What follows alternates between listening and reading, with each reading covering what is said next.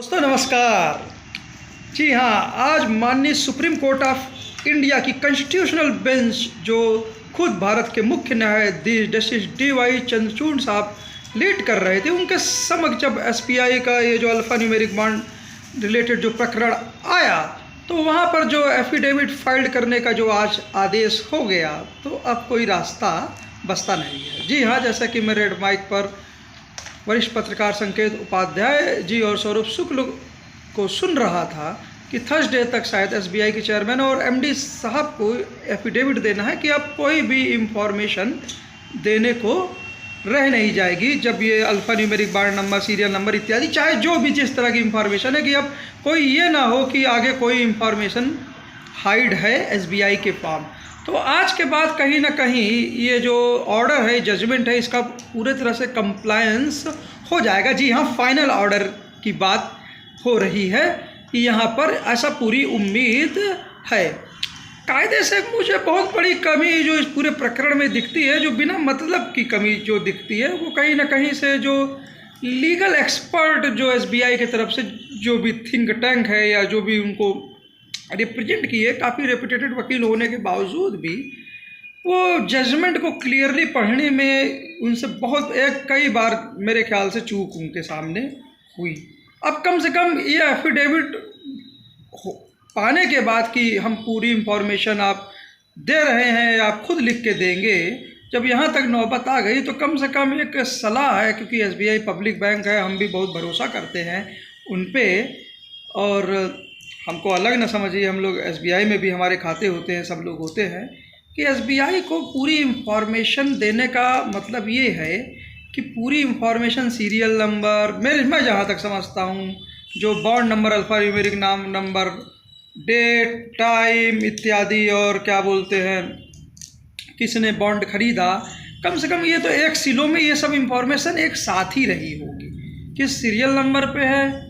उसके साथ bond number क्या है, क्योंकि केवाईसी जो जमा हो रही है इत्यादि, किस सीरियल नंबर पे बॉन्ड हुआ, किसने खरीदा ना, किस टाइम पे खरीदा, तो ये सब एक ही बार में फीड होता है। वो बात अलग है कि इस नंबर के बॉन्ड को कब दूसरी पार्टी ने रिडीम किया, इस अल्फा न्यूमेरिक कोड वाले बॉन्ड को कब किया, उसका वो, जैसा कि एसबीआई स्वयं बोल रहा है कि वो दूसरे सिलों में इंफॉर्मेशन है, तो उसको ठीक ठीक मैच कराने की यहाँ बात नहीं है। लेकिन कम से कम जो एक सिलो में जो इंफॉर्मेशन जो एक साथ आनी चाहिए, सीरियल नंबर, दूसरे कॉलम में बॉन्ड नंबर, तीसरे कॉलम में किस पार्टी ने खरीदा, कब खरीदा, कितने का खरीदा, तो ये ऑटोमेटिकली ये पूरी की पूरी जो डेटा है, ये पूरा का पूरा डेटा आपस में मिलकर इंफॉर्मेशन बनाता है। जी हाँ, इस तरह की पूरी इंफॉर्मेशन आनी चाहिए। एसबीआई यहीं चूक गया एक्चुअली में। तो जब आप ये इंफॉर्मेशन दे दिए थे कि किस पार्टी ने, मतलब किस कंपनी ने खरीदा, कब खरीदा और कितने का खरीदा, जब आपने ये उजागर कर दिया तो दो कॉलम आपको छोड़ने ही नहीं चाहिए थे, सीरियल नंबर और उसके करस्पॉन्डिंग अल्फा न्यूमेरिक कोड, क्योंकि ऑलरेडी वो एक डाटा का ही पूरी इंफॉर्मेशन का पार्ट है। तो कहीं ना कहीं जो ये बॉन्ड नंबर छूट गया, सीरियल नंबर छूट गया, तो एक्चुअली में इंफॉर्मेशन को कहीं ना कहीं स्क्रैम्बल कर दिया गया था, चाहे अनजाने एसबीआई के द्वारा, या उन्होंने सोचा कि इसकी ज़रूरत या इत्यादि नहीं है, अपनी तरफ से जो भी सोचा। लेकिन अब जब सीजीआई साहब ने जब बोल दिया कि पूरी इंफॉर्मेशन दीजिए, तो अर्थ कहीं ना कहीं यही निकलता है। अभी पूरी इंफॉर्मेशन देने का ये मतलब नहीं है कि आप सारी इंफॉर्मेशन स्क्रैम्बल फॉर्म में दे दीजिए, कि सीरियल नंबर का एक पूरा दे दीजिए, बॉन्ड पूरा क्या बोलते हैं, बॉन्ड नंबर का अलग में दे दीजिए, और फिर बाकी जो आपने किसने खरीदा है, कब खरीदा है, कितना पैसा दिया है, वो आपने कंपाइल करके दे दिया तो उसको अलग दे दीजिए। ऐसा नहीं, कहने का मतलब है कि इंफॉर्मेशन को डिसइंटीग्रेट ना करिए। जो इंफॉर्मेशन ऑलरेडी एक बार में आपने ली है, कम से कम उसको सेट को पूरा सेट एक साथ उसको उजागर कर दीजिए। यहाँ पर ये मतलब होता है, इंफॉर्मेशन देने का ये मतलब नहीं होता है कि आप इंफॉर्मेशन को ब्रेक करके, स्क्रैम्बल करके, ताकि फिर उसको समझने में और दिक्कत हो जाए, इसका ये अर्थ नहीं होता है। मेरे समझ से जो जस्टिस डी.वाई. चंद्रचूड़ भारत के मुख्य न्यायाधीश साहब का ऑर्डर है, उसको सही वेन में, पब्लिक इंटरेस्ट में, सही नॉलेज के साथ टेक्निकली समझते हुए एसबीआई को कम से कम जो 2 सिलोज की इंफॉर्मेशन, मैचिंग की बात यहाँ नहीं हो रही है, लेकिन जो अलग अलग सिलोज में इंफॉर्मेशन है और जो पूरा जॉइंटली रिलेटेड इंफॉर्मेशन है, बिना उनको ब्रेक किए, जी हाँ, serial number, then bond number, then party, then किसने खरीदा है, मतलब किस कॉरपोरेट ने कब खरीदा है, कितने का बॉन्ड है, ये सब पूरी एक एक चेन पूरी की तेरी ये कॉलम्स एक साथ आनी चाहिए। और ऐसे सभी क्या बोलते हैं, रोज जब आएंगे तो सारे कॉलम कंप्लीट हो जाएंगे, कोई डाटा कहीं से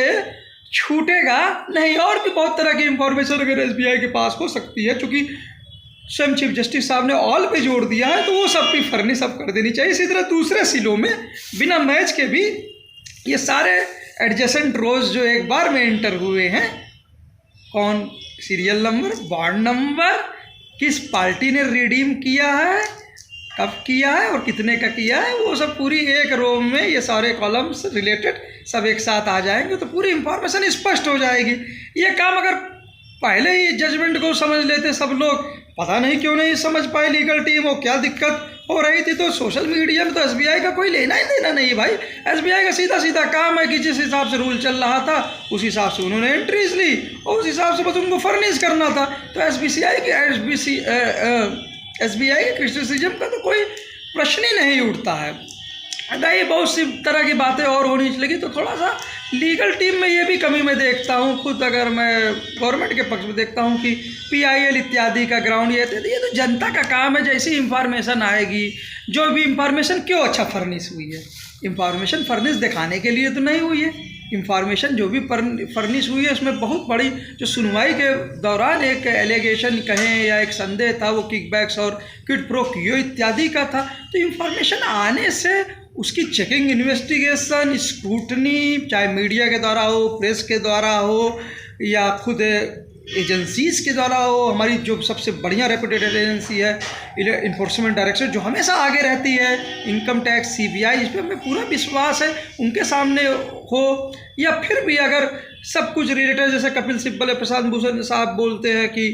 कब छापा पड़ा, कब बॉन्ड चंदे खरीदे गए या टेंडर इत्यादि, या कुछ भी इस तरह की चीज़ें हैं, तो उसकी भी इन्वेस्टिगेशन अगर और अच्छे से होनी है तो माननीय कोर्ट के माध्यम से भी अगर कोई लोग पीआईएल दायर करते हैं तो इसमें दिक्कत क्या है। इसमें तो जो भी हित है, जब स्वयं सुप्रीम कोर्ट इतने फ्रंट में आ रहा है ओपन सिटी के लिए कि ओपेसिटी सब हटे और जनता के राइट टू नो के अधिकार सबसे सामने आए, तो डाटा जब सामने है तो सब कुछ है। अगर कहीं कुछ शक शुमार या कुछ भी इस तरह की चीज़ें होती हैं तो इसके लिए पीआईएल हो या जांच हो, तो इससे पीछे क्या हटना है, इसमें हटने की तो कोई बात नहीं है। जो आज एक तरह से इलेक्टोरल रिफॉर्म से लेकर करप्शन के खिलाफ जिस तरह से बेंच ने, आज कॉन्स्टिट्यूशनल बेंच ने, उनकी पूरी टीम ने, जी हाँ, आज ये एक एक स्टेप चलते जा रहे हैं, वो ऐतिहासिक रहेगा। और आज नहीं 150 साल बाद तक जस्टिस DY चंद्रचूड़ साहब और उनकी पूरी टीम को लोग याद करेंगे कि कितने क्या बोलते हैं, मतलब दृढ़ता से चीज़ें और स्पष्ट रूप से रखी। दूसरा एक ह्यूमैनिटेरियन एस्पेक्ट्स भी खुद मैं चीफ जस्टिस साहब का देखता हूँ, क्योंकि जब संविधान बेंच कोई फैसला देती है तो फाइनल जजमेंट के अनुसार ही सबको चलना चाहिए। फिर आप इंटरिम ऑर्डर इत्यादि क्या सोचते हैं वहाँ बात नहीं रह जाती। फाइनल जजमेंट जो भी हो, उस फाइनल जजमेंट के अनुसार एकदम सब चीज़ें चलती हैं। तो इसमें वहाँ बार बार इंटरिम ऑर्डर या हम ये नहीं समझे, वो नहीं समझे, तो थोड़ा समझ बढ़ानी पड़ेगी। खासकर इतने बड़े बड़े नामी गिरामी वकील हैं, इंटरनेशनल लेवल पे भी इंडिया को रिप्रेजेंट करते हैं, तो इसके बावजूद भी हमारे चीफ जस्टिस साहब ने एसबीआई इत्यादि पे कोई भी कंटेम्प्ट प्रोसीडिंग खास तौर से नहीं की। एक तरह से जब संविधान बेंच होती है तो एफिडेविट इत्यादि या जो भी चीज़ है, जवाब वो खुद चेयरमैन या एक एमडी जो एसबीआई के, उनको देना चाहिए। लेकिन खबरों मीडिया रिपोर्ट से कि एजीएम इत्यादि के माध्यम से, तो ये भी ठीक नहीं थे। उसके बाद भी हमारे चीफ जस्टिस कितना क्या बोलते हैं, सरकारी एजेंसीज और उनका दूसरी संविधानिक एजेंसी, चाहे इलेक्शन कमीशन ऑफ इंडिया हो, लाख कमियों के बावजूद भी बहुत ही ह्यूमैनिटेरियन ग्राउंड से अपनी एजेंसीज पे विश्वास, इंस्टीट्यूशंस पे करते हैं। अब ये इनका दायित्व है ना कि उनके इन ह्यूमैनिटेरियन एस्पेक्ट्स को भी वो समझें और आर्डर को अब बिना किसी चूक के एकदम सही तरह, बिना कुछ छोड़े सारी इंफॉर्मेशन बिना उसको बहुत कुछ स्कैटर तामझाम इधर उधर किए, इधर पे क्यों किए, एकदम ज़्यादा इंफॉर्मेशन, मतलब पूरी इंफॉर्मेशन को और उस फॉर्म में